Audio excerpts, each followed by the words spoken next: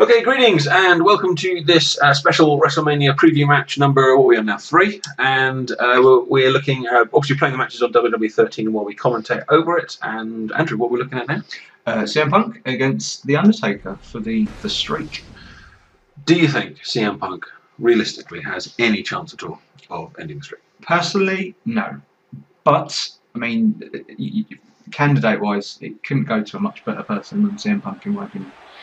Well, I mean, it's going to be a great match. I mean, I hope it's going to be a great match. I mean, certainly the Undertaker is an excellent wrestler. CM Punk has had an excellent couple of years now in terms of a streak of his own, in terms of match quality. So it's going to be absolutely brilliant. But whether, I don't know, I think I in the audience might possibly struggle to believe that Punk really got a chance of pulling this one off. Yeah, that's until we blast Taker with something big and it's a very close 2 count, and then that's what makes the magic, when halfway through the match people start to believe.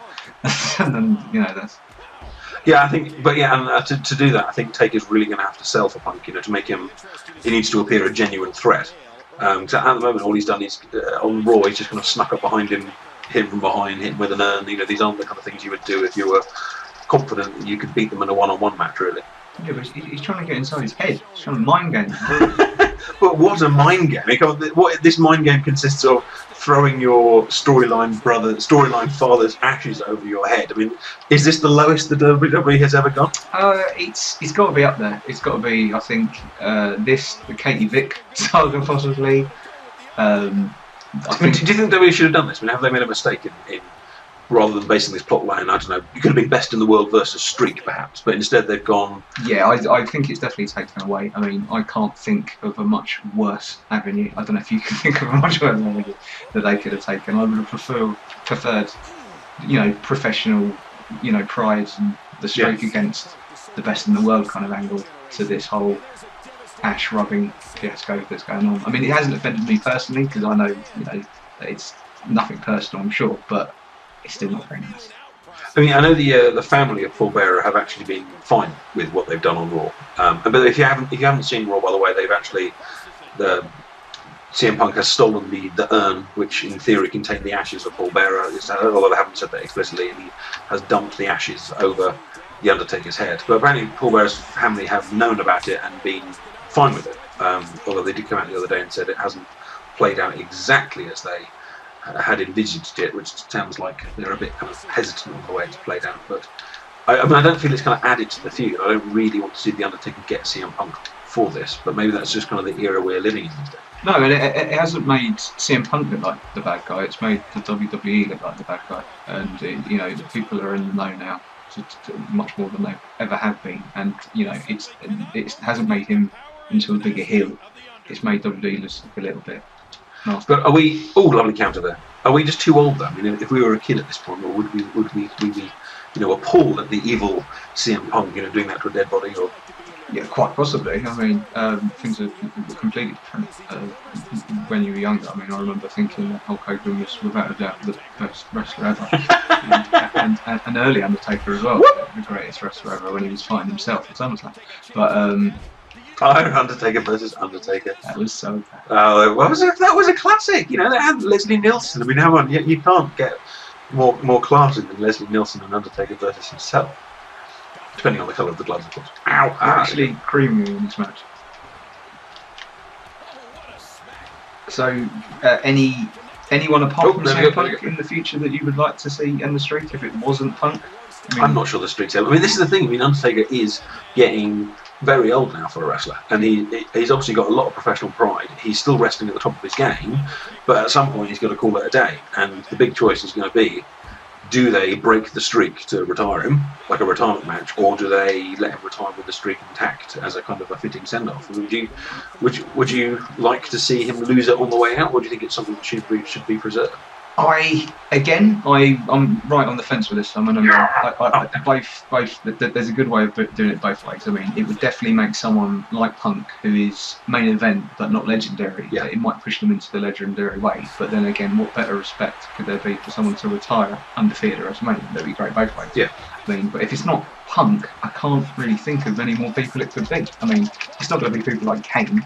I mean, it could be people like possibly Brock Lesnar. That would be great. Another WrestleMania. That would be great. But then I mean, they've never done Cena, or they've never done Cena takeover. Oh God, no, please. No, don't let Cena in the street. Jeez, what if that was heel Cena? And I'm teasing here, but what if the rumours are true and we possibly get a Cena heel turn? Stays heel for a year, faces Undertaker next year. I'd pay to watch that match. I would, but I don't know, Cena. I mean, I prefer Punk to earn the streak. Maybe not this year. Maybe Punk could come back another year with a better build-up, and it'd be, a brilliant ending. But not Punk. No, sorry, not Cena. Oh. Undertaker's quite secretive about his health, but this is, unless I'm wrong, I don't think he has wrestled all year. He had a little match with Sheamus. It was a tag match against... On televised one? No, it was a house show. Oh, right, so kind of like a double war match. In Texas. It was, I think it was like that, Drew McIntyre and his little group. Oh, and I think he gave... didn't he give someone a tombstone or like 1,000 Raws or 2,000 Raws or something like that? But in terms of a match, he hasn't. I think he's only had that one match with Sheamus, and it was a tag match, and probably just better than he used. Which does imply perhaps not the greatest physical condition. But he's advertised for after WrestleMania. I don't know if you're aware of this. At the O2 of SmackDown talk. Oh, in Britain. Yeah. Well, maybe that implies he's kind of just had a year off then, and he's going to come back into it. Oh, but could CM Punk end the streak right now? Come on, get up. Come on. Can I hit it? The reversal. I've gone for the submission. Yeah, that's exactly what I intended to do. Now bust and bash. Come on, bring it to my voices. We apologise for the large rattling noise in the background, but it's probably just a bad Come on, suck your nose out through your ears. Get up. You did just ask me to suck my nose out through my ears. I didn't ask you to suck it out. It was saying what I was going to do you if you did something bad to me. Well, it's a threat. You're supposed to be intimidating. You're not supposed to question threats. I'm just trying to think of the practicality of that. I mean, that sounds like a big ask. Threats aren't practical. Oh, hang on. Let me just... No,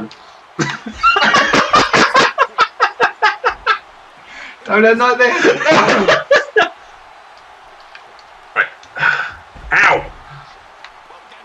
You did. I do also love the inclusion of Paul Heyman.